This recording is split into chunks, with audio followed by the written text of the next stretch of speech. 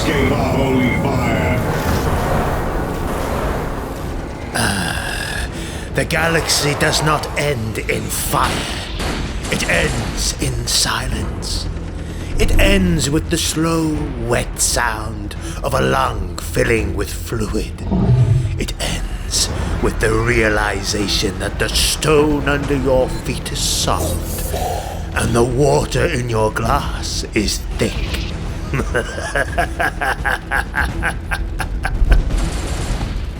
As you wish it.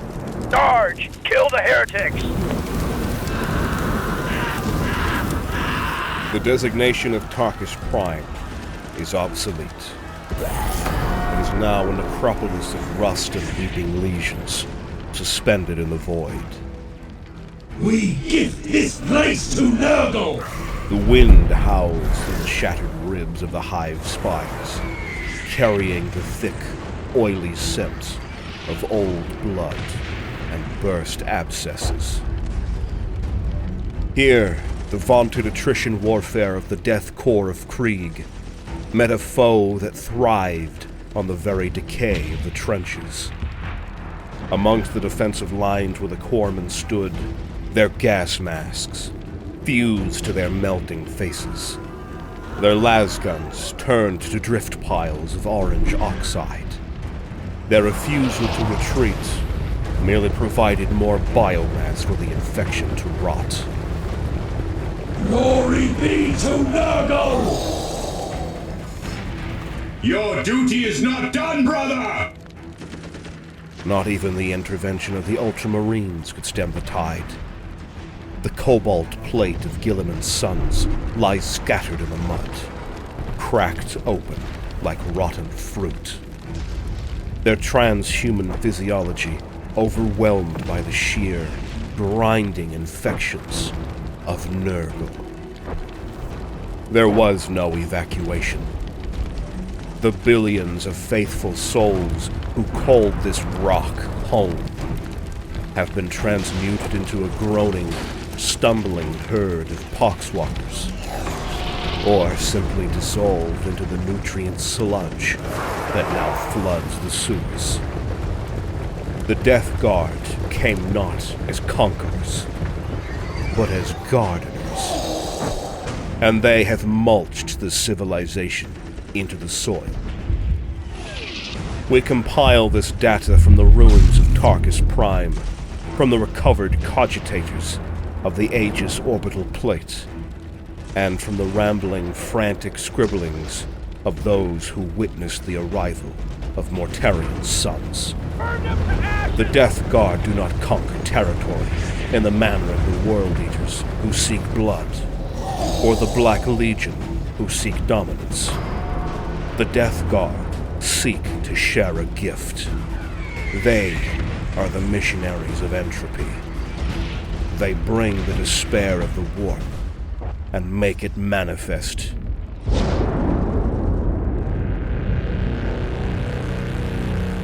The invasion of a planet by the Death Guard is rarely a sudden event. It is a chronic condition that begins long before the first ship breaks the warp barrier. The Death Guard weaponizes the very ecosystem of the target world against its defenders. They understand that a planet is a living organism, and like any organism, it has an immune system. The planetary defense forces, the Arbites, the sterile environments of the upper spires. These are the antibodies. The initial phase is subtle. It is the tickle in the throat of a billion citizens. It is the rusting of a bolt on a main water valve. It is the gifts of Nurgle filtering through the cracks of reality. The agents of the Death Guard are not always fallen Adeptus Astartes. Often, they are the downtrodden, the sick, and the hopeless. The infection began in the water reclamation sumps of the lower hive. The cult of the festering drop did not preach war. They preached relief. In a galaxy of endless toil, where the Emperor demands sacrifice and offers only silence, Nurgle offers an end to the pain. We are your mortal, pathetic servants! We have recovered the journal of a Shift Overseer from Sump 44. It details the psychological vector of the invasion. The pumps are making that noise again. A grinding sound. Tech Priest Varlin says the machine spirit is agitated. But Varlin is a fool who thinks incense fixes worn bearings. The water output is efficient, but the color is off. It's slightly opaque. The workers are complaining of a sweet taste. I tasted it myself. It tastes like honey. No, not honey. Licorice. It lingers on the tongue. I feel fine, though. Better than fine. My back pain, which has plagued me for 20 years of service to the throne, is gone. Varlin is missing. I found his red robes stuffed into the intake valve of Pump 3. They were wet. I should report this to the Arbitus. I know I should. But the walk to the upper levels seems so long. And the boys in the sump crew, they are working so hard.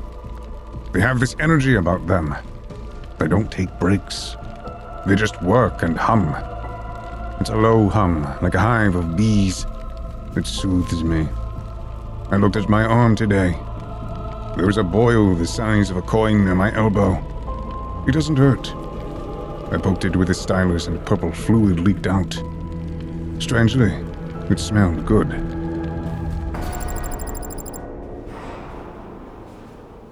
The water is thick now. It moves like syrup. We are pumping it to the upper habs. The quota must be met.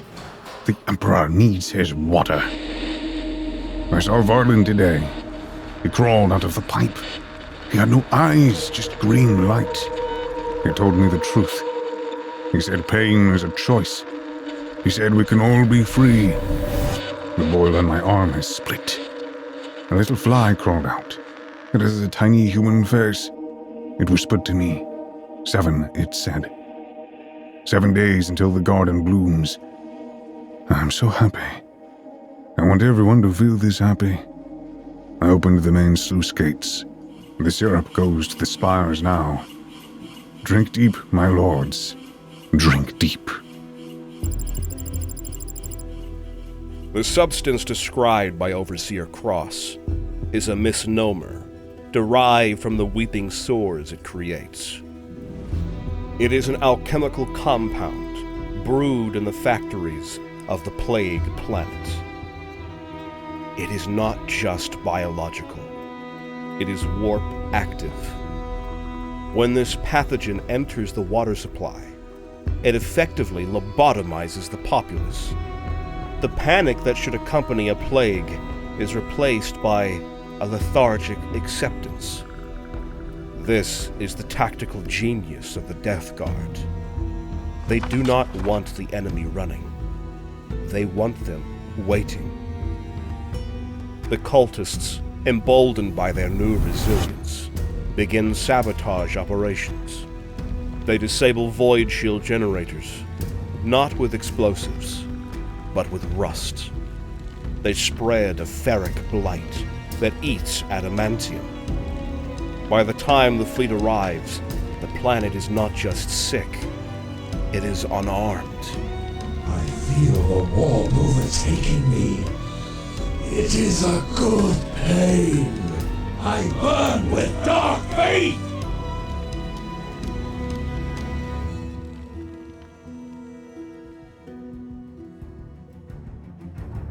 With the corruption taking root, the invasion enters a stage of mass mobilization. And speaking of mobilizing armies, if you are looking to muster a new force or find that specific unit to complete your detachment, there is only one place to go. Miniswap.gg is the definitive marketplace built by hobbyists for hobbyists, dedicated to making the experience of buying and selling miniatures easier and significantly safer.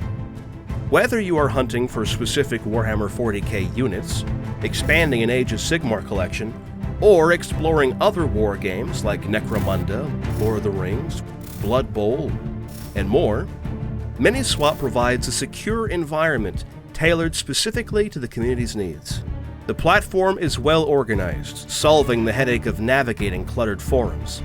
You can browse intuitive categories, search for specific units, and view comprehensive listing details, including high-quality previews, clear pricing, and exact specifications. You can even create custom alerts so you never miss a deal on a rare model. For those looking to scale up quickly, the ability to list or buy entire armies and lots makes it the absolute best place to get started building a new force. To welcome you to the platform, Miniswap is offering free shipping on first orders. It is time to upgrade how you trade. Visit miniswap.gg today to find the perfect addition to your collection with total confidence. Check the link in the video description to learn more.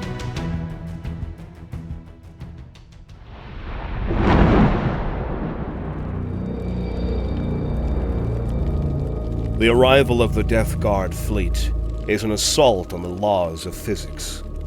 Their ships are ancient, decaying hulks that should not be spaceworthy. Touch this shrine, Plague Lord! The Terminus Est, flagship of Typhus, is a massive, drifting corpse of a vessel, leaking radioactive pus into the void. Imperial naval doctrine relies on void shields and macro batteries. The Death Guard ignore these. Their ships, they regenerate. You punch a hole in the hull of a Death Guard cruiser, and it bleeds. Then it scabs over. And the scab is harder than the original armor. The psychological warfare begins before the first drop pod is launched. The Death Guard broadcasts a signal across all frequencies. It is not words. It is the sound of bells. Deep, resonant, impossible bells. We have a transcript from the bridge of the lunar-class cruiser, Emperor's Justice, which attempted to intercept the Death Guard fleet at the Mandeville Point. Target lock established. Fire forward launch batteries. Burn that filth in the sky. Damage report on enemy vessel. No effect. The energy. It was absorbed. Sir, the enemy ship is hailing us. It's not audio. It's text. Appearing on every screen. Read it. It says, "The door is open. The flies are hungry. We bring the tally." Sir, the hull integrity in the lower decks is failing. It's not weapons fire. The hull is rusting. We're venting atmosphere, but the air isn't going out.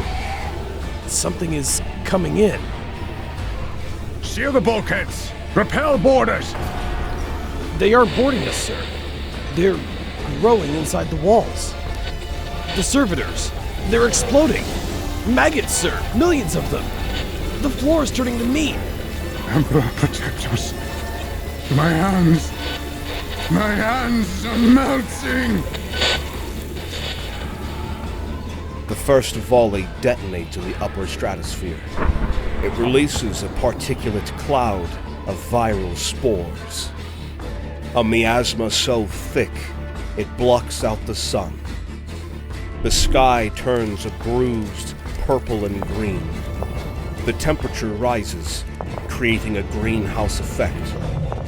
This fever heat greatly accelerates bacterial growth on the surface.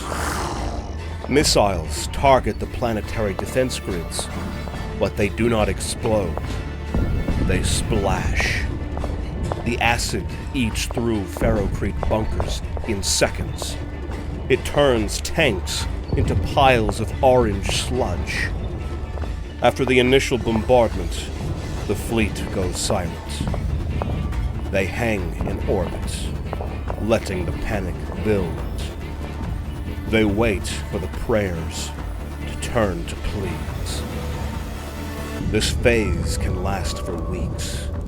The Death Guard are patient. To Nurgle, time is cyclical. There is no rush. The fruit must ripen before it falls.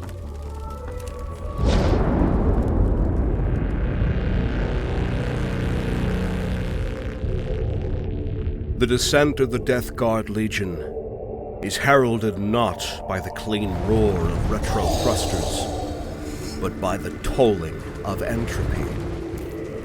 Before a single boot touches the soil, the atmosphere thickens, curdling into a bruised, toxic smog that obscures the sun. This is no natural weather phenomenon. It is a shroud of contagions that baffles Auspex scanners and rots lungs. Through this poisonous gloom, the tolling bells ring out. They are deep, brassy reverberations that seem to strike the very soul of the defenders, ringing from the fog where no bell should exist.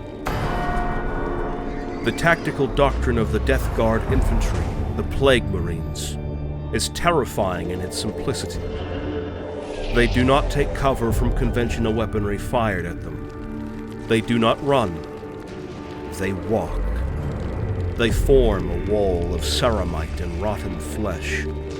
They advance in units of 7, a numerological formation that strengthens their connection to the warp.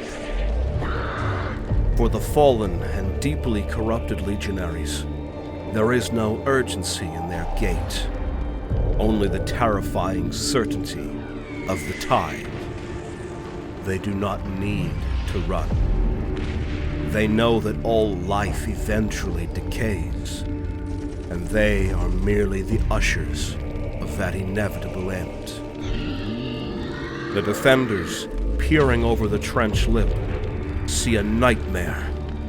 The Plague Marines are swollen, their armor bursting at the seams, horns sprouting from their helmets. Intestines loop like ammunition belts across their chest plates. The power of chaos is within me. Yes, I feel their might. They don't stop. That's a thing they don't tell you in the primer. You hit them with a las gun, and it leaves a black mark on the armor, but they don't even flinch. You hit them with a plasma round, blow an arm off, and the wound doesn't bleed, it just bubbles. Green sludge fills the gap, and they just keep shooting. I saw a heavy bolter team pour 1,000 rounds into one of them. He just stood there, letting the shells spark off his chest, like counting. I swear he was counting. When the gun clicked dry, he raised his bolter and fired a single shot. Most of the heavy bolter team turned to liquid. And the smell. Oh, Throne, the smell. It hits you before they do. It smells like a latrine dug in a slaughterhouse in the middle of a heat wave. It makes your eyes water. It makes you gag.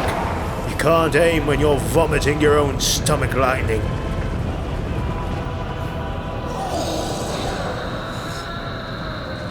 Pain is a gift of the Dark Gods! The Death Guard bring machines that are alive. The fetid bloat drones drift overhead. These are demon engines powered by the trapped soul of a plague bearer. They carry plague spitters, dual hoses that spray a stream of viscous slime. The slime is not fire. It is a rapid-acting, necrotizing agent. It melts flesh and bone, converts biomass into sludge. The Death Guard do not flank. They do not use feints. They calculate that their toughness exceeds the enemy's ammunition reserves. They will trade shots until the enemy runs dry. and then they will close the distance with bolters and rusted plague knives. The invasion is directed by the lords of the Death Guard. I am the Plague Lord's champion! They are distinct from other Chaos Lords in their demeanor. They are calm. They are patient. They are scholars of disease, clad in cataphracti Terminator armor that has rusted into a single solid shell. The Lord of Contagion is the anchor of the assault. He wields a massive weapon dipped in the filth of the warp. He does not run. He teleports, arriving in a flash of sulfur and flies. Where he walks, the ground dies. Grass withers, concrete cracks. He radiates an aura known as Nurgle's gift. Any loyalist within 10 paces of him begins to cough up their own lungs. Their strength fails. Their toughness withers. He kills them, not with just his scythe, but with his presence. He is accompanied by a malignant plague caster, the sorcerer of the Death Guard. He vomits the powers of the warp. He inhales the corruption of the battlefield and exhales a stream of plague wind. This wind rots armor and flesh alike. He is a conduit for the Grandfather's breath.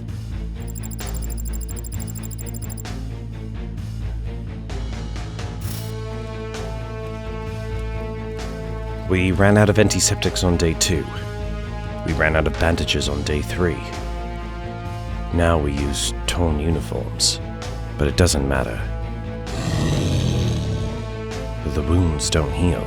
You cut a stitch and the thread rots. You cauterize a stump and the flesh grows back, but it grows back wrong. It grows back green and weeping. And the screams have changed. In the beginning, they screamed in pain. Now they scream in confusion or joy? I don't know. They say they can hear a grandfather singing to them. I've seen men with their guts spilling out sit up and ask for breakfast. I've seen a trooper with gangrene in both legs try to dance. Darius from the Ecclesiarchy tried to bless the water. The water turned to blood in his flask. He drank it anyway. He's one of them now. I'm the last one left who's sane. I think I'm sane. But the flies are talking to me. They say I have such pretty eyes. They want to lay their eggs in my eyes. Maybe I should let them. It would be so much quieter if I couldn't see.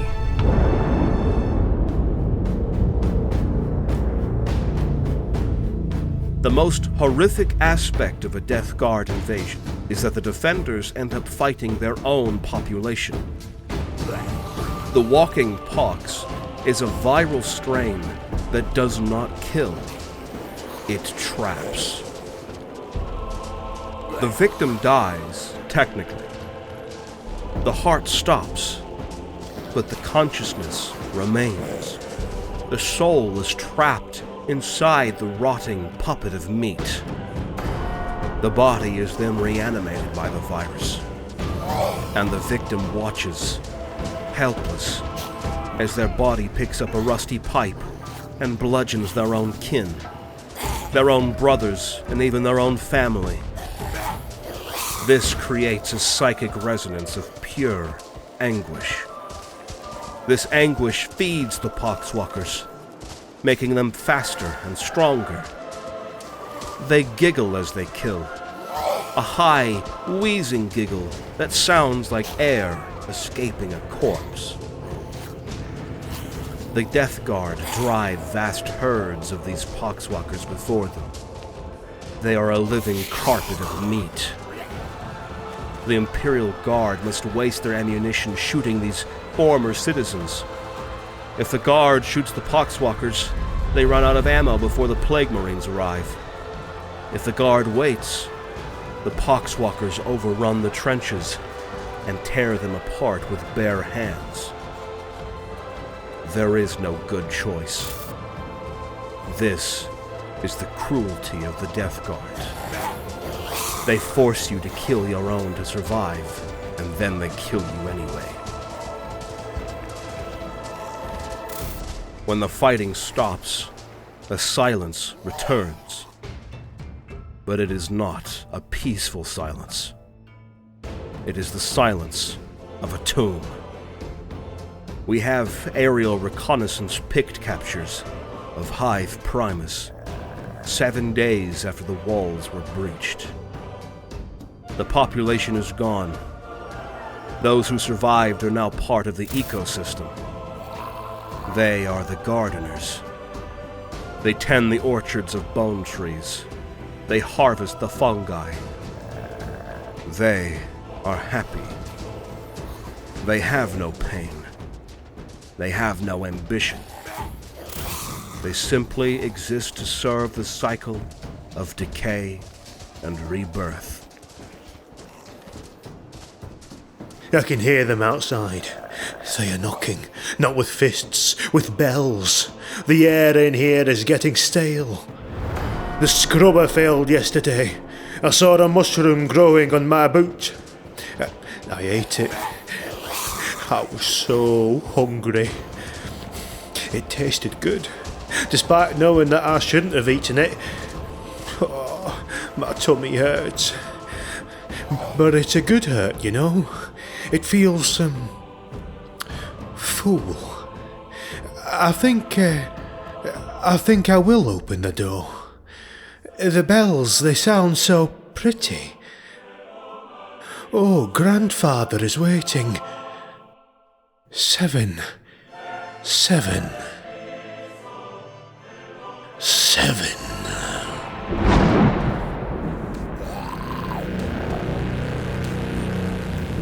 When the veil between real space and the warp thins the point of rupture, the great unclean ones step forth. They are the physical embodiments of Nurgle's own mirth and misery, towering over even the dreadnoughts of the Adeptus Astartes. These greater demons appear as mountains of necrotic flesh, their bodies a landscape of open wounds and weeping sores that house entire ecosystems of Nurglings.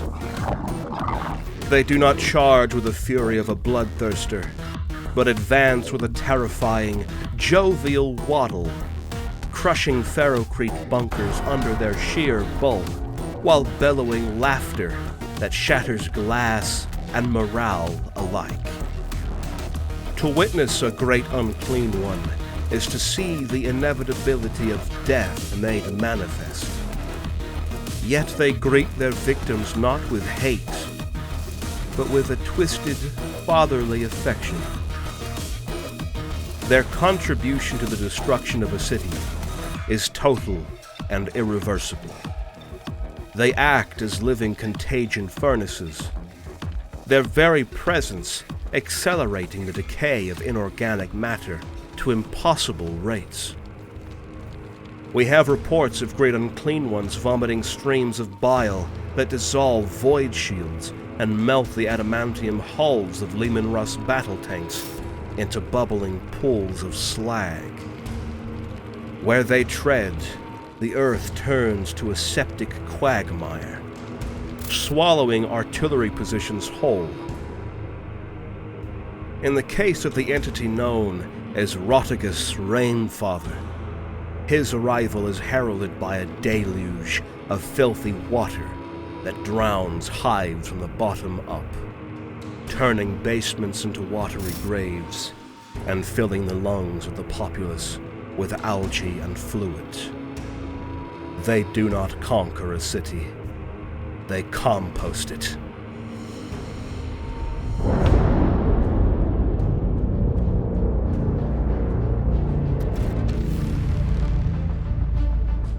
To understand the enemy, is to understand their god. Nurgle is not a god of death. He is a god of life. Unchecked, rampant, cancerous life. The Imperium values stasis. We build statues. We preserve ancient tech. We want things to stay the same. The Death Guard value change. They want the metal to rust so it can feed the bacteria. They want the body to rot so it can feed the flies. They see themselves as the ultimate liberators. They are breaking the tyranny of form. This is why they invade us. Not to kill us, but to show us the truth that our rigid, sterile Imperium is a lie, and that the only true state of the universe is a warm, wet, chaotic slurry of life.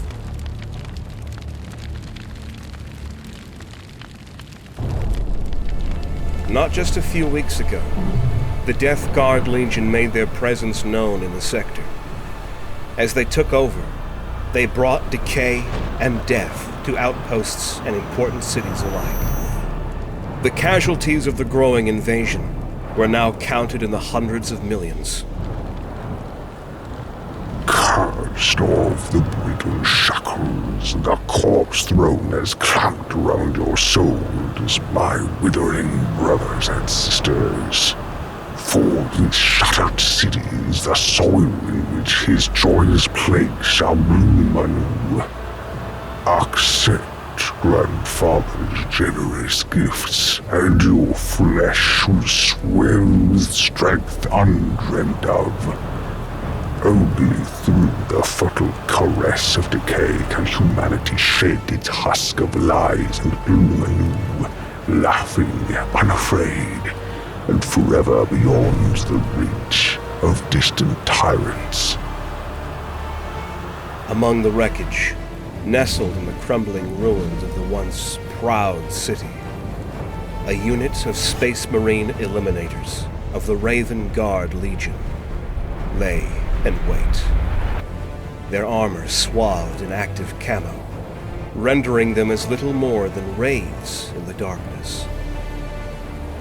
One of their marksmen, Brother Kael Varos, exhaled slowly.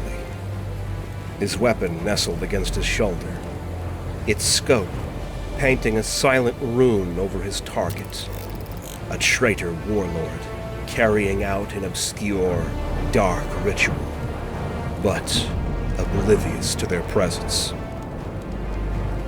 The Raven Guard unit remained motionless. The only sound was the faint whisper of augmetic lenses adjusting, the distant howl of the wind threading through the shattered ruins. Then came the signal, a single click over the Vox, and Brother Varos pulled the trigger.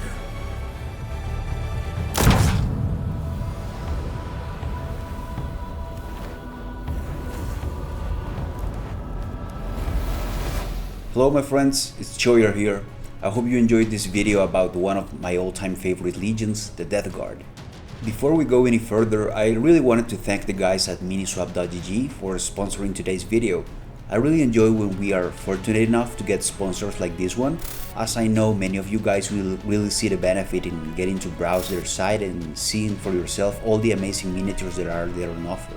In my case, I'm selling my own Iron Hands army, and I'm open to selling the whole army in one go or in smaller batches or even individual units.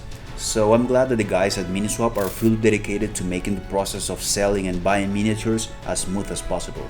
You can check the links in the pinned comment and the video description for more information. So this is the second video I've done of this legion in this style, where I use my own models to showcase some of the miniatures but in a digital environment. As I mentioned before, many parts of this video were made using Unreal Engine, and the assets you see are mostly my own miniatures that have been digitalized, as well as terrain and other props. I'll show you a little bit of the process now inside the engine so we can see how I set up some of the shots we used for this lore video. Alright, so as you can see, we are inside the level now. This is mainly the destroyed city I've been working on for the last few weeks, well, months now, but it happens that I use this same city for multiple shots that have been showcased in a couple of episodes now, but mainly this is the main stage, let's call it stage, where I set up the shots, especially for these Death Guard videos.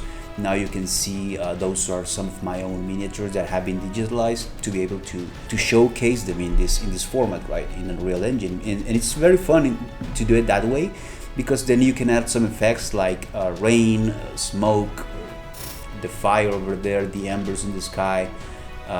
You can add fog cards to simulate the wind kind of like blowing in a certain direction and whatnot. You can put it in some artworks in there, as you can see.